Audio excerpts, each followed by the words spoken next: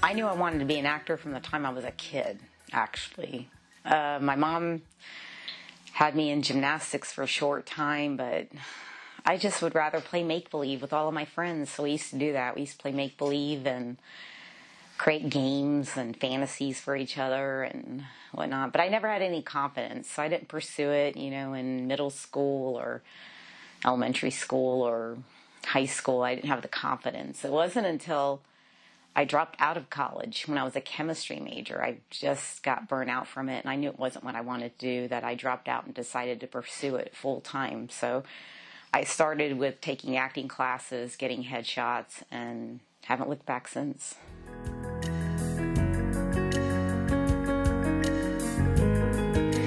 Well, I don't really know how to classify it. I know when I'm looking at the script, I look it down and I start breaking it down scene by scene. I start imagining the character, then I start becoming the character, and I start practicing the scene as the character with certain nuances, certain quirks that the character has, until I really completely feel like I am the character, and I just practice and practice and practice. So when I show up on set, I am the character. And most of the time the directors don't have to add a whole lot to it. They might have me change something.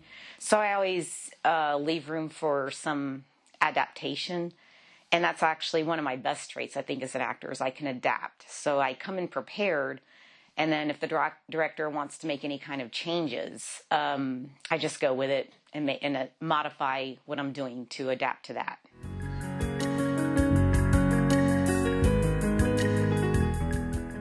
I actually have two favorite characters.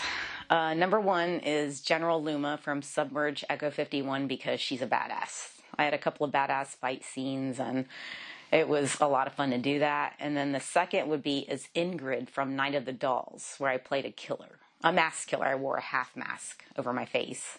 And I used to have that mask somewhere. It got lost in one of my moves. But those are my favorite characters.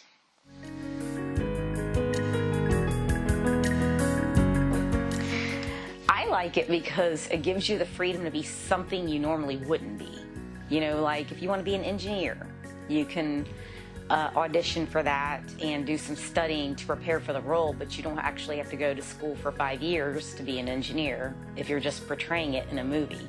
So I like being able to do different characters with different backgrounds, different quirks that each character has, and just totally immersing myself in that character, that fantasy world. Yeah, legalize it, because it should be legal. One day at a time, they're getting it legaler. Why are you in your own story? Why do you wake up with amnesia in an old abandoned warehouse? Why is there a woman in a black bikini touching your forehead while your head bleeds profusely? Who is this woman? For that matter, who is this masked figure with a trench coat? And what does he symbolize to the story? None of it makes any sense to me, John. And I'm trying so hard to understand, and I just don't.